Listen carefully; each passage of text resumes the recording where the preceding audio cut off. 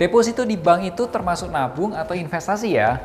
Ternyata investasi dan nabung itu berbeda. Apa bedanya? Yuk kita bahas.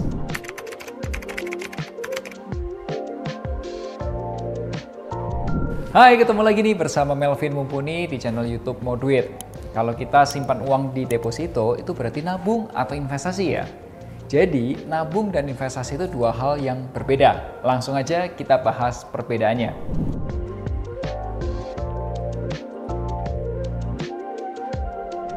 Berikut ini perbedaan antara investasi dan menabung atau savings. Nah, penjelasannya kalau kita menabung tuh artinya kita menyisihkan uang untuk kebutuhan yang jangkanya pendek, kurang dari 1 tahun, atau juga untuk dana darurat.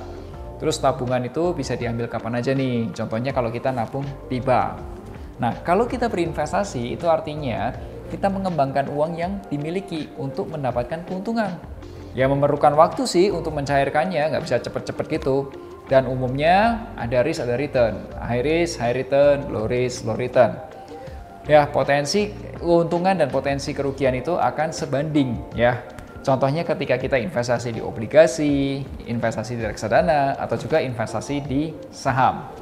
Jadi teman-teman sudah paham ya bedanya antara menabung dan berinvestasi. Kalau udah paham, boleh kasih like-nya dulu dong. Semoga setelah paham perbedaannya, Anda tidak salah lagi nih strateginya.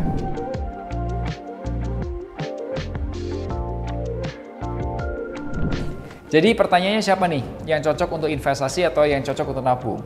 Seorang lebih cocok investasi kalau ya kebutuhannya jangkanya menengah 1-5 tahun dan atau jangkanya lebih panjang, lebih dari 5 tahun. Ya biasanya kebutuhannya itu butuh uang besar, jumlahnya besar. Keuntungan investasi dapat kita bagi menjadi dua hal. Yang pertama adalah pertumbuhan modal atau capital gain. Nah, pertumbuhan modal itu keuntungan yang didapat dari pertumbuhan modal investasi kita. Contoh nih ya, ketika kita dapat untung dari jual sahamnya kita, atau untung dari jual reksadana, atau untung dari jual obligasi. Nah, yang kedua adalah pemasukan rutin atau cash flow. Pemasukan rutin atau cash flow itu keuntungan yang didapat dari investasi yang bekerja dan menghasilkan pemasukan ke kita. Contoh, bagi hasil saham berupa dividen yang dibayarkan setiap tahun sekali. Kupon obligasi yang dibayarkan setiap katakanlah setengah tahun sekali. Ya, contohnya obligasi FR atau mungkin yang setiap bulan ORI gitu. Dan ada juga imbalan sukuk yang dibayarkan katakanlah setiap tanggal 10 kalau sukuk tabungan ya. Keuntungan dari bunga peer-to-peer lending dan lain sebagainya.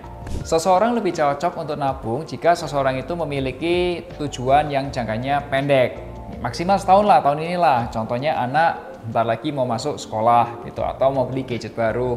Nah, juga kebutuhan untuk dana darurat atau emergency fund. Contohnya dana yang disiapkan terpisah nih untuk kebutuhan-kebutuhannya sifatnya mendadak. Contohnya apa? Misal, Andre berencana ganti gadget baru tahun depan nih yang harganya 15 juta dan mempersiapkan dana darurat sebesar 15 juta. Ya berarti langkah yang paling tepat bukan invest, tapi menabung. Nah, pertanyaannya untuk Anda adalah kira-kira mana yang Anda butuhkan saat ini? Apakah menabung atau investasi? Silakan tulis di kolom komentar.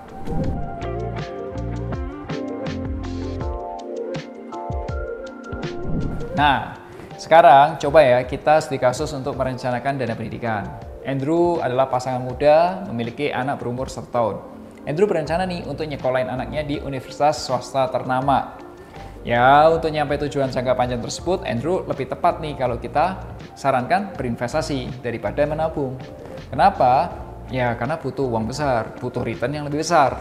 Contoh, berdasarkan perhitungan yang dilakukan oleh penasihat investasi, tujuan investasi Andrew adalah persiapan dana pendidikan.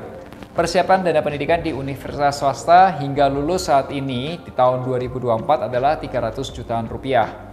Nah, dalam 18 tahun ke depan, kebutuhan tersebut akan naik dong. Ya, mungkin bisa jadi sekitar 1,6 miliar. Dengan asumsi inflasinya atau kenaikan biaya pendidikan itu 10% per tahun. Ya memang semahal itu. Nah, strategi investasi yang disarankan adalah investasi sekaligus atau lump sum sebesar 25 juta dan kemudian tambahan katakanlah investasi rutin 1,9 atau 2 juta lah ya setiap bulan. Dengan target investasi kurang lebih 12% per tahun. Nah, kemudian kita bikin portofolionya.